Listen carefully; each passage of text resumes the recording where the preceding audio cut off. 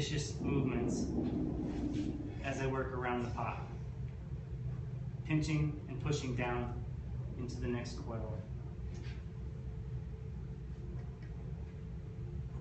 When you get around to this point, you can line it up and cut it off. Maybe add a little bit of slip in here to attach.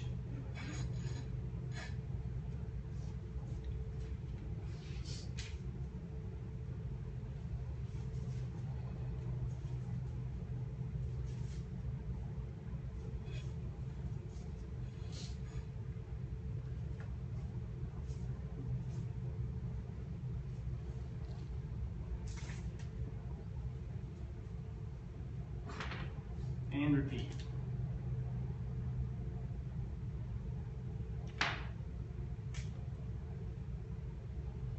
Wash, rinse, repeat. Really, really simple.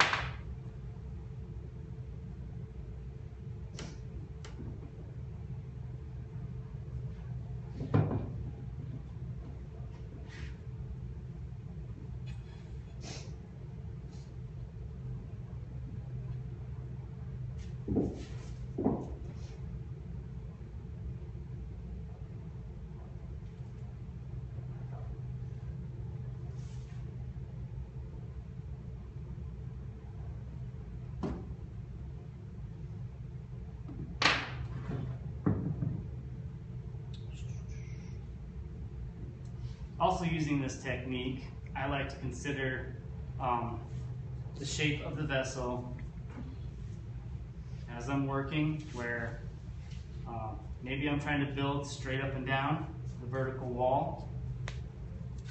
And when you look at this from the side view, you'll notice that it's not level, right?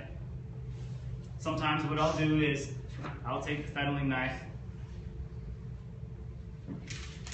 trying to maintain going from the lowest point. You try to decide where that level off is, marking it like so, and then just cut it level real quick. All this clay that you're cutting off, little bits and pieces, of course, you might want to dunk them in water before you put them back in the bag.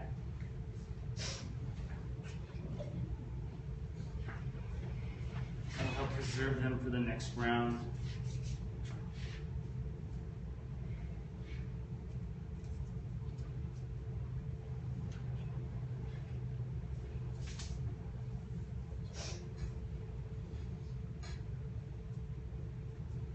But this is also where, as I attach coils, and I'm thinking about the shape that I'm going for,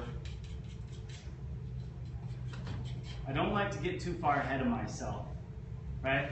This is where I'm going to take this thing and shore up the walls to make sure that I have what I want.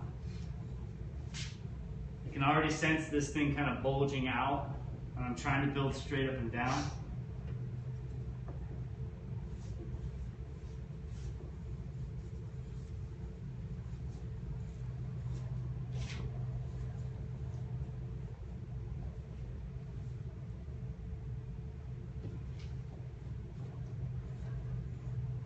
So this works in two ways, where we are compressing the clay for strength and moving all that excess clay into the cracks between, therefore adhering all these coils together, unifying them into one piece.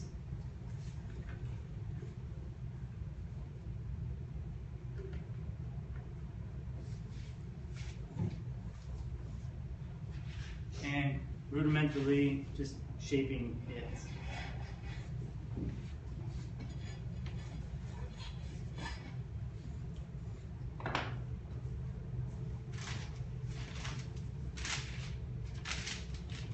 Also, being very wet like this, you can only get so far before the clay will start working against you.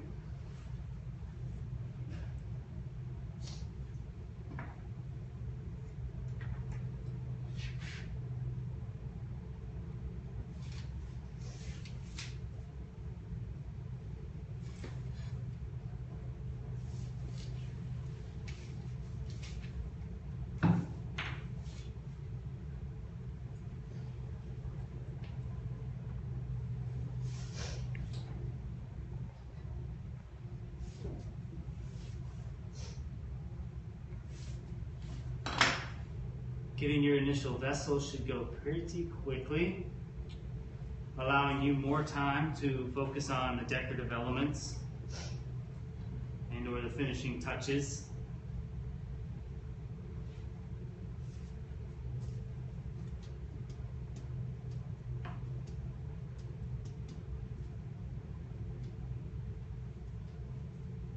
So back in undergrad, I used this method to make these large chimeneas, little clay fire pits from South America, Central America. They usually use earthenware and such, but I built them in sections where there would be a base, there was the big bulbous chimenea fire pit, and sometimes a separate chimney that would come off the top of it.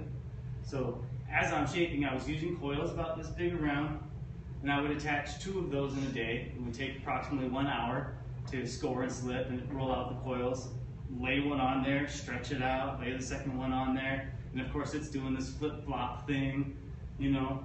That's when I come in with the rib tool, and the shapes of these things would be very similar to what I have now, where it's concave, it's convex, it's concave, I've got a ridge line in it, you know, it almost looks like something that was thrown on the wheel.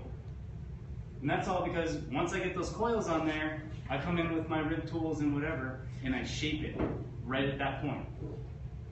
So in my hour, there was probably 20 minutes spent rolling out a coil and attaching the coil, right? And then the rest of it was just me shaping, using the rib tool, smoothing things out because I wanted all of this completely smoothed out, and then shaping it as I wrap it around. I can push that clay from the inside. I can force it to take this contour, you know?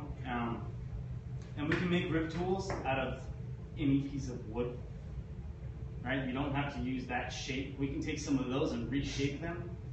If you have an idea, like if you want something that's completely rounded, we can take a circle template, draw that circle, cut it out, and then sand it down. And then you can use that to kind of shape the outside or inside.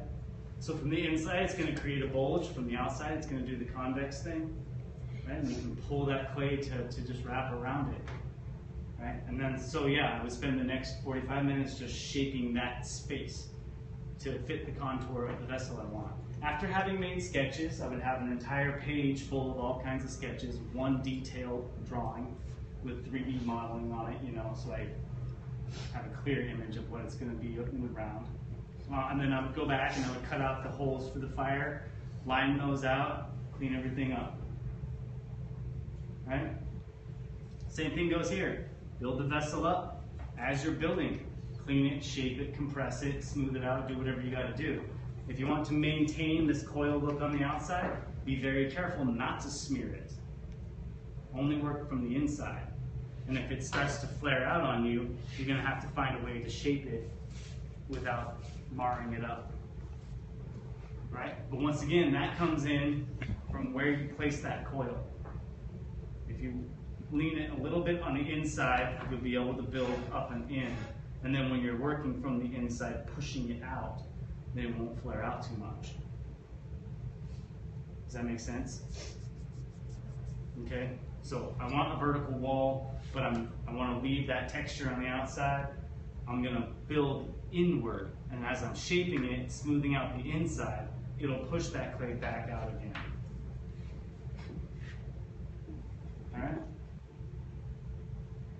Okay, so 15 inches plus, decorative patterning, starting with the narrow base.